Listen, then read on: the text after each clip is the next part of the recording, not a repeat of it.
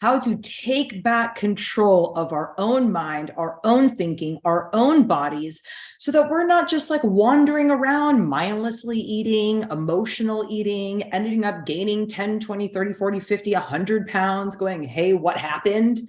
Like that's not typically anybody's intention.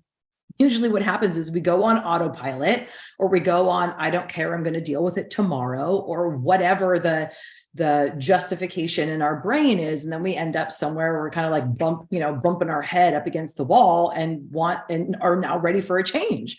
And go, oh gosh, darn it. Now I got to go on a diet, or now I got to figure this out, or now I got to lose some weight somehow. Or, my doctor's putting me on all these different medications and I don't want to be on them because they've got side effects, or whatever the issue is.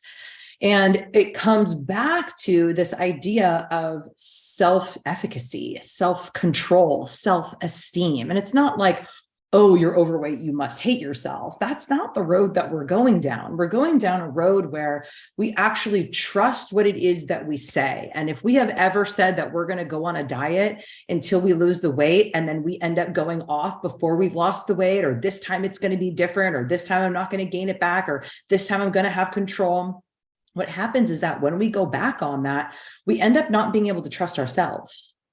And, there's reasons and there's justifications, and, oh, well, COVID, and, oh, well, this happened, or that happened, or this person passed, or I had to move, or I lost my job, or whatever. I mean, there's a million reasons that seem justifiable, but as the years and the decades go by and we keep having all of these reasons, again, what happens is that it begins to weigh on our self-esteem. It weighs on our ability to trust ourselves when we say something, and it makes it easier and easier every single time to go against what we said that we were not going to do again this time. So that's what I mean by self-esteem. And what I mean by self-control is in the same realm. So this is really how we feel about it, and these are our actual actions, right? And then of course we can use our feelings and our justifications and stuff for our actions, but really the action is, what am I actually doing? Because there's been lots of times when I haven't wanted to eat the fresh and live, vibrant food, haven't wanted to go grocery shopping or chop vegetables or prepare stuff for myself every single day. I mean, there are times that it's annoying. There are times that it's super fun and like exactly what I want to do. And I'm in the groove and I have the time and I make things and they just taste really good. And I'm getting creative with spices and seasonings, and I'm really honing in on my cooking skills. As time goes by, I get better and better at cooking the things that I want, that actually taste good to me, that I enjoy, that are also good for my body and my health and my weight. Sometimes not, right? Sometimes not. Sometimes I don't care. Sometimes I don't want to. Sometimes I don't feel like it. Sometimes I'm pissed off. Sometimes I'm tired. Sometimes whatever. Sometimes the feeling isn't consistent with the action. And what happens is that when we begin to build this muscle of automaticity, what happens is that we begin to build actions that are not contingent on an emotion or feeling or having slept well that night. So again, really taking off the table the guilt and the shame and the remorse and all of the emotions and the judgment that we have for ourselves for going back on autopilot, like whatever our habit has been, which probably if you're in this group, it's some kind of mindless eating or emotional eating or, snacking, things like that don't really serve the body and the health and aren't really helpful in getting in the direction of going off medications and feeling better and losing weight and that kind of stuff. So obviously those sorts of habits. Again, and being gentle with ourselves and having some compassion for ourselves is really important. So the tip and the trick, the solution that I really wanted to share with you of how to, the number one way, there's lots of ways, but the number one way I found to build that self-esteem and to build that self-control and really boost that inside of ourselves is to practice outside of the game. Like life is the game.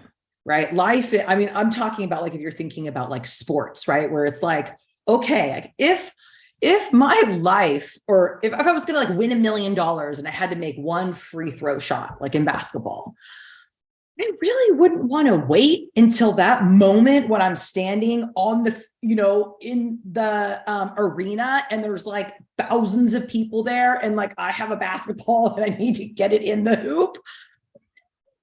okay, I'm going to want to practice a lot before that, especially if I know that that is either a sensitive area for me or I don't have a lot of practice in it. Like I know that that's the direction that I'm going and like I want to win that $1 million.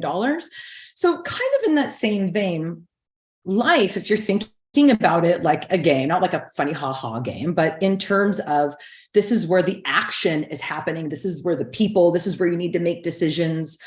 I don't want to wait until I'm in the situation and having already been triggered, I'm already hungry, I'm already tired, I'm already frustrated, to then go, oh yeah, now I'm going to think about what my body needs and wants in terms of nutrition.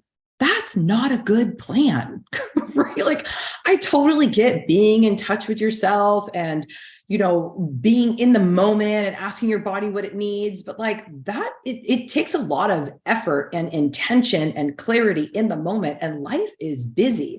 I want to have practiced that outside of my emotions a lot before I actually get to the moment where I'm now tapped out and need to make those sorts of decisions for myself, especially if my habit, right? These habits that we're talking about that like come out when we're busy, distracted with other things, we go into autopilot subconsciously. Our brain is designed that way.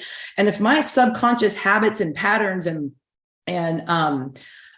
subconscious training has been to eat, snacky type food, sugary, floury things that don't really serve me in those situations, like that's probably what's going to happen again. And then I'm going to be upset and pissed off and mad at myself and like promise I'm never going to do it again. That does not make any sense. This is how we end up in this little rat race and being frustrated and annoyed with ourselves, and our self-esteem goes down, our self-control goes down. Okay. So how do we practice?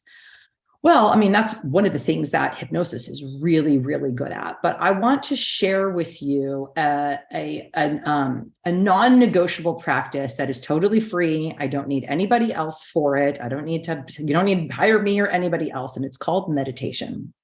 Now, if you have tried this in the past and you have found yourself not being able to do it right, that judgment that you have of yourself not being able to do it right is the only thing that is keeping you back, because the frustration, the agitation, the discomfort, the mind racing, that is perfect. I mean, I know it's uncomfortable and annoying and just want to get up and do something else, but that is the practice.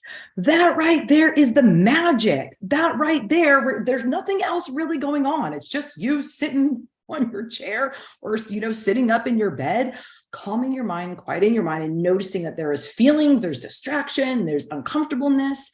That moment right there where you notice it, and without other things going on, you take back the power. You take back control of your mind. You tell yourself it's okay. I hear you. Thank you, brain, for reminding me of who I am. Thank you, body, for being so uncomfortable and just wanting to go and do and figure stuff out. I totally get it. And you know what? We're going to pause for another few minutes.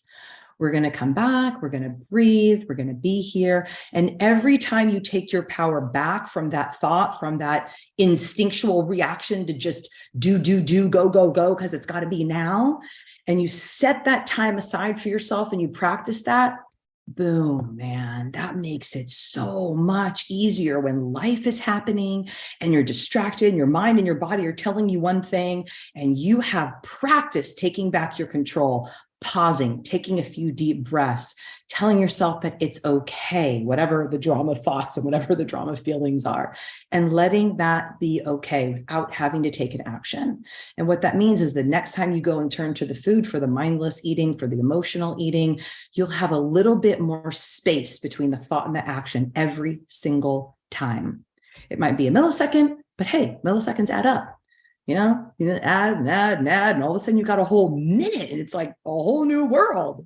Letting myself be exactly where I'm at, letting myself have some wins and successes in certain areas, and being willing to shine the light on the areas that are not so pretty, that are not so perfect, that I'm ashamed about, that I don't really like, and letting that be okay too, because that's part of the practice. That to me has been the turning point, the key, when I'm actually willing on any kind of public level to like admit that I've been wrong and I have not been perfect.